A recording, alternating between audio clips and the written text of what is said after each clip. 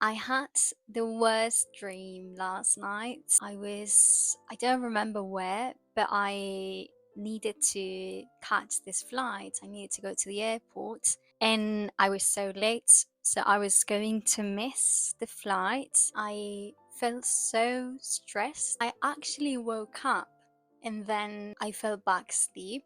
And so my dreams continued. So I was still in this random place and I was just like calling everyone, like, can you give me a lift to the airport? Because it was so much quicker to get to the airport by car.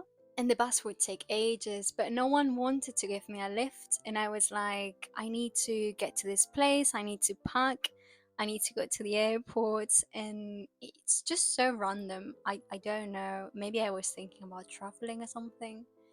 But yeah, anyways, this is not a video about dreams. This is a video about books. My language books are either English or French. You will see that I've got loads of English books. I only have a few French ones, but I've got loads of English books. I will also link them in the description. I'm not sure right now how I'm going to do that, but I will look into it. And by the time I post this, you will have the links in the description. We've got phrasal verbs. If you're learning English as a foreign language, I'm sure you're familiar with this term. Personally, I used to hate phrasal verbs. Like, when I first heard about them, I was like, what is this? Like, I don't get it. But over the years, I've learned to get comfortable using them, and now I absolutely love them. And so this book is great. You have the phrasal verb, and then you've got some examples in Spanish and English. And you know how phrasal verbs always have more than one meaning. So, for instance, look into could be examinar, estudiar, and investigar, which are very similar in Spanish, but still not exactly the same. So you've got some sentences and it is quite nice. This one actually was gifted by my dad. My dad gave me this book. It's really good. You've got grammar points explained to different levels, so from beginner all the way to advanced. He does something that is very interesting, that it's translation exercises, and I used to love this. I remember I had a teacher that used to use this method with me, and she would, say something and then I would have to translate it. It was really fun if you're into that. If you're not into that, then this is probably not for you. But it is quite fun. And even if you don't like the translation side to it, the grammar explanations are really good. So if you're looking for a grammar book and you're a Spanish speaker, this could be a very good choice. Things start to get interesting now. So we've got phonetics, yeah.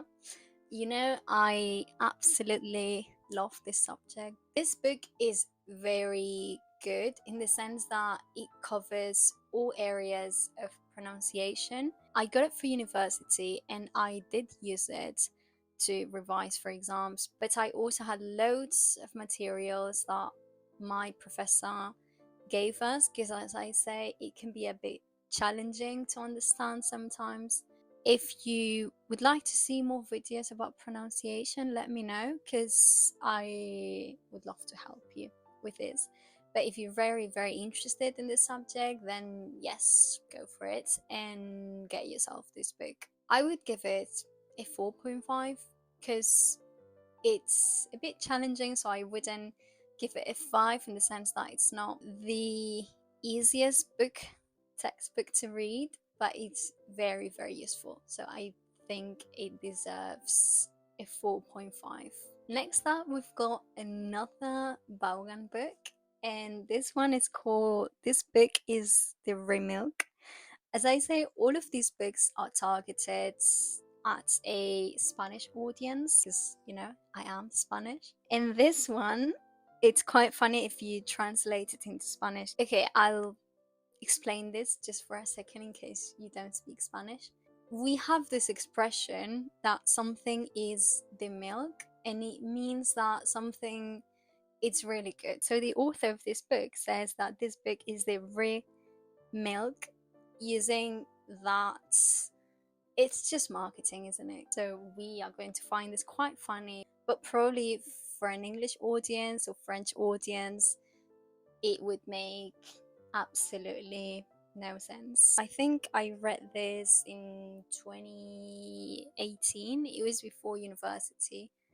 And I have memories of reading it and it being really fun because, they use songs, they use pop culture, and it's very visual. So if you're looking for a book that is more in the pop culture side, so maybe you want to learn more about culture. So if you're looking for something that is not so grammar focused, they do teach you grammar and vocabulary, but in a way that is more visual and in a way that intertwines culture. So it's not the most traditional book in that sense. I think there are two, and I actually have the other one, but not here. I think I've got it at my dad's place. I was just so obsessed with learning English that I would just buy anything, any books. If you want to improve your writing in English, this could be for you. We've got academic writing. I bought it for university, and obviously it's quite different because, I had that guidance. But if you think of yourself as a very independent person, independent learner, you could also use this textbook and learn from it. You could learn loads from it, but it has to be that you really have this desire to improve your writing and you have this desire of coming across as a more eloquent person when it comes to writing, because this one is really good. It teaches you how to write, really. And so you see loads of examples of essays. It teaches you punctuation, it teaches you how to be persuasive. So it covers loads of different areas. I'm not going to get into detail, but overall, it's a great book. I'm actually going to make another video for the French books because I feel like it's going to be a long video, so we'll have another one for the French books. And these two English books I've got here are for preparation for official exams. So if you're preparing for the C1, for the Cambridge exam, this could be interesting. If you're not preparing yourself for any official exams, maybe this part of the video won't be very interesting. But the two books I've got, so one of them is by Cambridge and the other one is by Macmillan. And to be honest, I loved both of them. I know a lot of people don't really like these kinds of exams, but I love it, and I absolutely love the use of English section, which I think it's one of the most hated ones because it can be really tricky. But if you need a book that will teach you, that will help you prepare yourself for the advanced exam, yeah, because these are not B2, these are C1. So if you need a book, either of these two could help you with that. These are all of the English textbooks I've got. I probably have even more, but I've got them in PDF because I had to use so many books over the course of my degree. But let me know if you like this video. Let me know if you have any suggestions for future videos, if there's anything in particular you'd like to see. I'm actually thinking about talking more about books as well, maybe books I read at uni, books I'm currently reading, my favorite books, because something else you should know about me is that I absolutely love books. So I will probably talk about books in Spanish, books in English as well. But I hope you like this video and I will see you in the next one.